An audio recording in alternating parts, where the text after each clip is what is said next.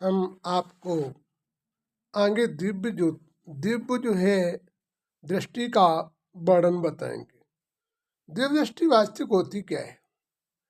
दिव्य दृष्टि एक आत्मिक शक्ति है जिसे तीसरा नेत्र कहते हैं।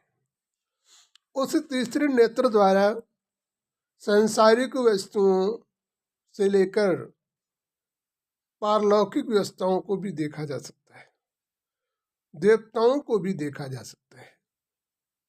यह दिव्य दृष्टि गीता में जो दिखाई गई, कृष्ण ने अर्जुन को प्रदान की थी और अर्जुन द्वारा इस गीता में उन्होंने विराट रूप को देखा था उस तीसरे दिव्य दृष्टि द्वारा।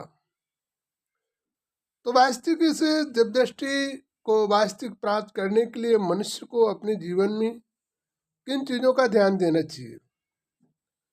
उसे आत्मिक दर्पण द्वारा उस परमात्मा की जब याद करेगा, इस ज्योति के ध्यान में लीन होगा और जब अपने नियम और मर्यादाओं का सही पालन करेगा तब उसे दिव्य दृष्टि प्राप्त होगी। दिव्य दृष्टि द्वारा अपने आंतरिक अवस्थाओं को भी देखा जा सकता है। दिव्य दृष्टि द्वारा हम बाहर की वस्तुओं को भी देख सकते हैं। दिव्य दृष्टि द्वारा हम बारीक से बारीक स्थिति को भी जान सकते हैं। इस दिव्य दृष्टि को प्राप्त करने के लिए मनुष्य उस परमात्मिक ज्योति में जब लीन होगा तभी वो उस परम शक्ति परमात्मा को जान सकता और देख सकता है। तभी परमात्मा उसे पूर्ण प्राप्त होते हैं। जिससे कि राम ने भी उसकी आराधना करके पुनर्आत्म शक्ति को प्राप्त किया था।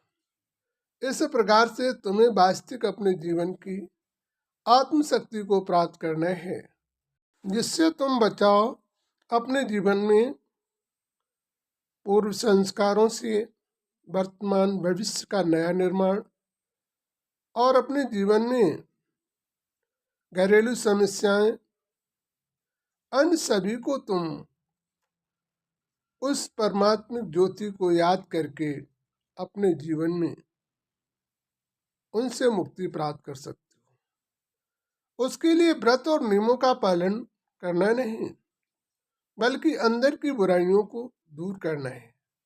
जब तुम अंदर की बुराई दूर करोगे तभी तुम उस परमात्मा की दिव्य ज्योति तक पहुंच पाओगे।